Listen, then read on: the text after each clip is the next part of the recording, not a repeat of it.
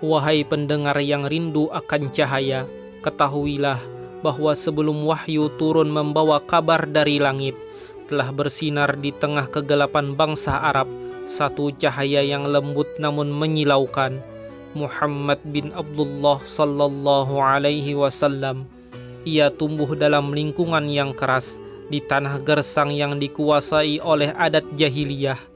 Namun dirinya seperti bunga suci yang mekar tanpa tersentuh najis lumpur sekelilingnya.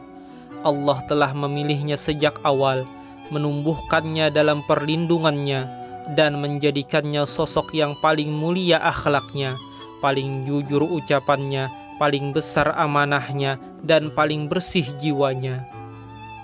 Ia sallallahu alaihi wasallam adalah yang paling terhormat dalam muamalah, paling indah dalam perangai, paling lapang dalam kesabaran, dan paling luhur dalam marwah dan rasa malu. Maka ia pun digelari oleh kaumnya dengan gelar agung, Al-Amin, sang terpercaya, sebab Allah telah menghimpun dalam dirinya sifat-sifat para nabi sebelum ia diangkat sebagai nabi, dari kesabaran dan syukur, keadilan dan kelembutan, keberanian dan kemurahan hati, hingga kesucian dan kerendahan hati yang menjadikannya laksana permata tak bernoda di tengah lautan kelam. Bahkan musuhnya pun tak sanggup memadamkan cahaya yang terpancar dari dirinya. Dengarlah betapa lidah yang membenci pun terpaksa mengakui keagungan yang tak terbantah. Salah satu penentang terkerasnya, An-Nadhr bin Harith dari Bani Abduddar, berkata kepada kaumnya dengan nada getir bercampur jujur, "Tidakkah kalian ingat, bukankah Muhammad telah hidup di tengah kalian sebagai pemuda yang paling kalian percayai, yang paling jujur tutur katanya, paling luhur amanahnya, paling indah akhlaknya. Kalian tidak pernah mencela satupun tentang dirinya. Namun, ketika uban mulai menghiasi pelipisnya, dan ia datang membawa cahaya langit yang tak biasa, tiba-tiba kalian berkata, 'Ia penyihir.' Demi Allah, ia bukanlah penyihir. Aku bersaksi akan itu, walau aku tak mengikuti jalannya." Inilah kebenaran yang tak dapat disembunyikan, bahkan oleh lisan yang enggan tunduk. Karena cahaya kebenaran, sekali ia terbit, maka akan membungkam dusta walau dari mulut para pembenci. Dan lihatlah bagaimana kemuliaan itu dikenal bahkan hingga ke istana para raja. Tatkala berita tentang Rasulullah sallallahu alaihi wasallam menggetarkan jazirah, sampai pula gaungnya ke jantung kekaisaran Romawi, maka Heraklus, kaisar yang bijaksana, memanggil Abu Sufyan, kepala kaum Quraisy yang saat itu belum beriman, dan menanyainya di hadapan para bangsawan istananya, "Apakah kalian pernah menuduhnya berdusta sebelum ia mengaku sebagai nabi?" Maka Abu Sufyan, yang kala itu membawa kebencian di dadanya, namun tak sanggup berdusta di hadapan kebenaran, menjawab dengan jujur, "Tidak." Lalu Heraklus, yang mengenal tanda-tanda kenabian dalam kitab-kitab kuno, berkata dengan penuh hikmah, "Maka tidak mungkin seseorang yang tak pernah berdusta kepada manusia, lalu berani berdusta atas nama Tuhan mereka." Subhanallah, betapa agung kejujuran itu, hingga musuh pun mengakuinya, dan seorang kaisar meneguhkannya.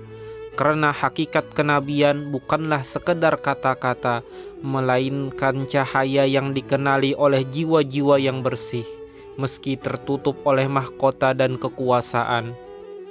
Sungguh, Allah telah menjaga baginda sallallahu alaihi wasallam bahkan sebelum wahyu menyentuh hatinya.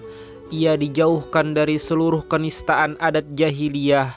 Ia membenci berhala sebagaimana orang bermata jernih membenci bayangan ilusi. Ia tidak pernah menghadiri satupun perayaan penyembahan berhala, tidak pernah menyentuh minuman keras yang merusak akal, tidak pernah menyentuh persembahan yang ditumpahkan di atas batu-batu sesembahan kaum jahiliyah. Baginda sallallahu alaihi wasallam sendiri bersabda mengisahkan masa mudanya, "Ketika aku tumbuh besar, Allah membuat berhala menjadi makhluk yang sangat kubenci. Aku juga membenci syair jahiliyah. Tidak pernah aku condong pada kebiasaan mereka kecuali 2 kali, dan pada keduanya pun Allah menghalangiku dari perbuatan itu." Suatu malam, beliau berkata kepada sahabat pengembalanya, "Tinggallah menjaga dombaku sejenak. Aku ingin masuk ke Mekah dan duduk bersama para pemuda sebagaimana kebiasaan mereka."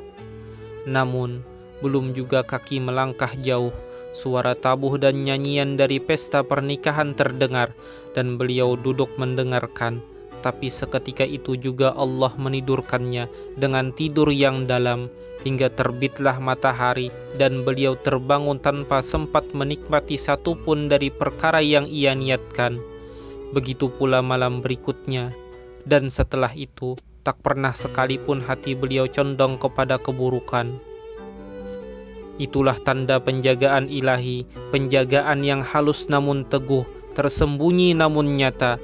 Itulah takhliyah, penyucian jiwa dari segala debu dunia, dari godaan yang menggelincirkan dan bisikan yang menyesatkan, sebagai persiapan untuk tahliyah, hiasan rohani dengan sifat-sifat para nabi, dengan mahkota akhlak dan cahaya adab yang luhur.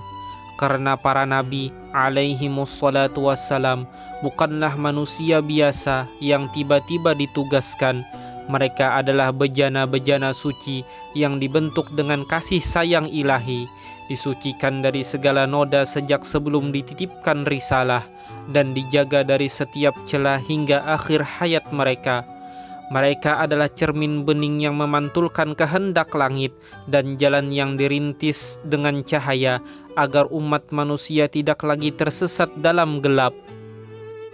Maka Allah yang maha bijaksana dalam setiap takdir telah memuliakan kekasihnya sallallahu alaihi wasallam dengan kesucian sebelum kenabian. Dibentuklah beliau dalam pelukan penjagaan yang halus namun kokoh, disiapkan dalam diam dan kesunyian, hingga saat wahyu turun dari langit, hatinya telah lapang untuk memikul amanat yang tak mampu ditanggung oleh gunung-gunung sekalipun, agar kelak ia menjadi tauladan yang sempurna, bukan hanya dalam kata dan dakwah, tetapi dalam setiap hala napas dan gerak tubuhnya, dalam tutur katanya yang menyejukkan dan diamnya yang penuh makna, dalam zuhudnya yang membebaskan dari dunia dan keberaniannya yang menaklukkan jiwa, dalam kesabarannya yang tak terukur dan kasih sayangnya yang tak terbatas.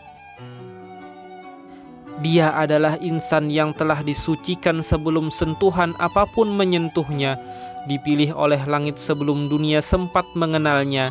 Ia adalah cahaya yang telah bersinar sebelum fajar kenabian menyingsing, dan rahmat yang telah mengalir sebelum risalah diturunkan. Dalam dirinya terhimpun janji-janji ilahi, disiapkan dengan lembut oleh tangan yang maha lembut, untuk menjadi jalan yang menuntun, sinar yang menembus kabut, dan kasih yang memeluk semesta. Maka inilah dia, Muhammad bin Abdullah sallallahu alaihi wasallam, insan pilihan yang disiapkan sebelum waktu memulai hitungannya, yang dibesarkan bukan oleh dunia melainkan oleh cinta dan penjagaan Tuhan semesta alam. Sejak kecilnya ia dijauhkan dari cela, sejak mudanya ia dijaga dari dosa, hingga ia menjadi cermin kemuliaan, jalan menuju langit, dan pelita bagi umat yang tersesat dalam gelap.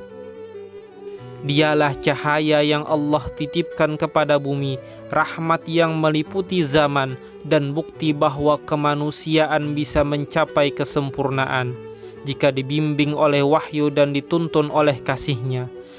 Maka bersolawatlah kepadanya sebanyak hela napas umat manusia, sebanyak debu di padang pasir, sebanyak bintang di langit malam, karena sesungguhnya tiada yang lebih layak dicintai setelah Allah selain Dia, Rasulullah sallallahu alaihi wasallam.